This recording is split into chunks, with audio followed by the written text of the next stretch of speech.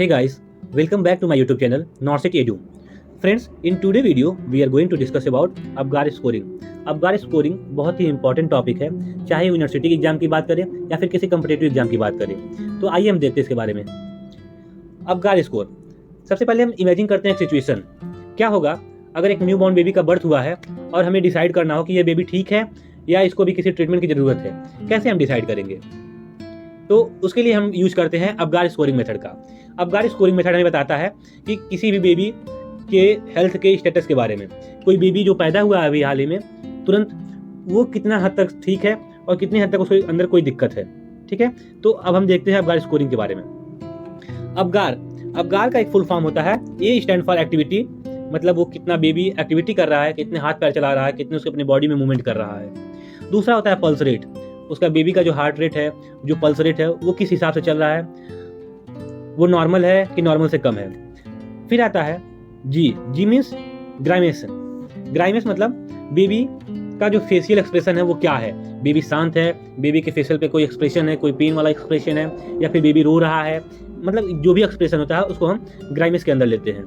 फिर उसके बाद आता है अपीयरेंस, मतलब बेबी का जो बॉडी का कलर क्या है, बेबी येलो है, पिंक है, कैसा है, ये सारी चीज़ें अपीयरेंस में देखते हैं। फिर आता है respiratory effort. Baby respiratory rate की बात नहीं कर रहे हैं, रेट की बात नहीं कर रहे हैं, रिस्पायरेटरी एफर्ट की बात कर रहे हैं। बेबी कितना ट्राई कर रहा है अपनी सांस को लेने के लिए। ठीक है, तो ये सारी चीज़ें को हम 0 से लेके 2 तक की मार्किंग में हम बांटते हैं। अगर वो सबसे एकदम बिलो रहेगा तो उसको हम 0 मार्क्स देंगे, 0 स्कोर करेंगे। अगर वो ठीक ठाक रहेगा लेकिन पूरा परफेक्ट नहीं होगा तो हम 1 मार्क देंगे, और एकदम परफेक्ट हुआ तो हम उसको 2 मार्क्स देंगे। ठीक है, तो ये सारी चीज़ें अबगार स्कोरिंग कहलाती है। अब आइए हम देखते हैं कैसे किस बिहाफ पर हम इसको स्कोरिंग करेंगे। सबसे पहले तो पैरामीटर्स देखते हैं। सबसे पहला पैरामीटर ए मतलब एक्टिविटी। नॉर्मली बेबी क्या होता है, उसके जो हैंड्स होते हैं, जो उसके फिट्स होते हैं, जो भी मतलब उसके लिम्स होते हैं, वो नॉर्मली फ्लेक्स्ड होते हैं, मतलब मुड़े हुए होते हैं। लेकिन अगर बेबी का एक्सटेंडेड है, मतलब हाथ खुला हुआ है, पैर खुला हुआ है, पूरा फैला के बेबी मतलब जो भी लेटा हुआ है या फिर कुछ भी है, तो उसको हम क्या करेंगे, उसको एबनॉर्मल की कंडीशन में डालेंगे। ठीक है, उसको हम एबनॉर्मल की कंडीशन में रखेंगे। और अगर पार्शियली फ्लेक्स है, मतलब कुछ खुला है कुछ मुड़ा हुआ है, तो उसको क्या करेंगे, उसको 1 के लेवल पर हम डालेंगे। ठीक है, एबनॉर्मल कंडीशन में हम 0 मार्क्स देते हैं, और जब पार्शियली फ्लेक्शन रहेगा तो हम 1 मार्क्स देंगे, और कंप्लीट फ्लेक्शन है जो नॉर्मल बेबी में होता है तो हम उसको 2 मार्क्स देंगे। ठीक है, इसी तरह पल्स रेट का देखते हैं। पल्स रेट अगर 0 है, मतलब कुछ भी नहीं चल रहा है, पल्स रेट उसका चल ही नहीं रहा है बेबी का, तो इसको 0 मार्क्स देंगे हम। अगर पल्स रेट 100 से नीचे है, अगर 100 से पल्स रेट नीचे है तो हम उसको 1 मार्क्स देंगे, और 100 या फिर 100 से ज़्यादा है तो हम उसको 2 मार्क्स देंगे। ठीक है, इसी तरह ग्राइमेस आता है। इसमें अगर बेबी कोई रिस्पॉन्स नहीं कर रहा, उसके फेस पे कोई एक्सप्रेशन नहीं है, तो क्या करते हैं हम इसको 0 मार्क्स दे देंगे। और थोड़ा बहुत उसके फेस पे कोई रिएक्शन है, थोड़ा बहुत वो एक्टिविटी कर रहा है, तो ऐसे टाइम पर हम क्या करेंगे, उसको 1 मार्क्स देंगे। और अगर बेबी रो रहा है, क्राइंग कर रहा है, मतलब वो अच्छा खासा चिल्ला रहा है, उसके अच्छे खासे फेशियल एक्सप्रेशंस आ रहे हैं, तो इसको हम 2 मार्क्स देंगे, क्योंकि बेबी यहाँ पे परफेक्ट है, कोई दिक्कत नहीं है। अपीयरेंस देखते हैं।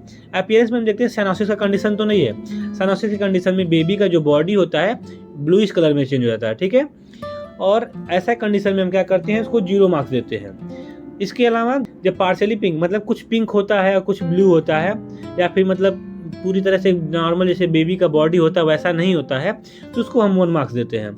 और अगर बेबी कंप्लीट पिंक है तो हम उसको 2 मार्क्स देंगे। इसी तरह रिस्पायरेटरी एफर्ट, अगर बेबी सांस लेने का बिल्कुल भी कोई ट्राई नहीं कर रहा है तो इसको हम 0 मार्क्स देते हैं। और अगर थोड़ा बहुत कर रहा है लेकिन नहीं कर पा रहा है तो उसको हम पुअर कहते हैं, और उसमें क्या करते हैं, हम बेबी को 1 मार्क्स देंगे। और इसके अलावा अगर बेबी फुल एफर्ट डाल रहा है, अपना पूरा अच्छा खासा एफर्ट डाल रहा है, रो रहा है बेबी, तो उस टाइम मतलब रेस्पिरेटरी एफर्ट हो रहा है, तो ऐसे कंडीशन में हम क्या करते हैं, 2 मार्क्स प्रोवाइड करते हैं।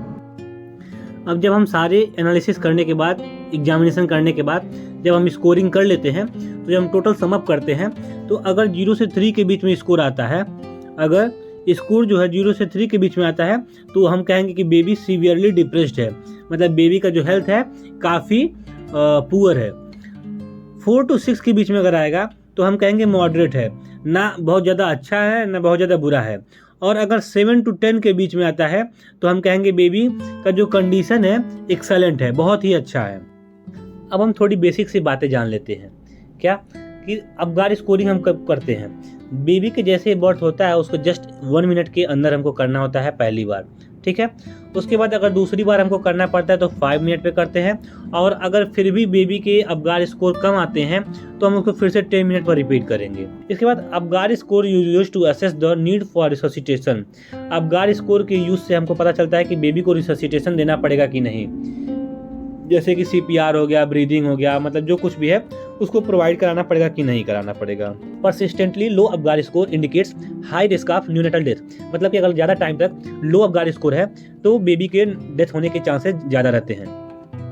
अगर आपको हमारी ये वीडियो पसंद आई तो सब्सक्राइब करें हमारे चैनल नॉर्थ एडू को। नर्सिंग से रिलेटेड और भी बहुत सारे कंटेंट आपको देखने को मिलेंगे यहाँ पर।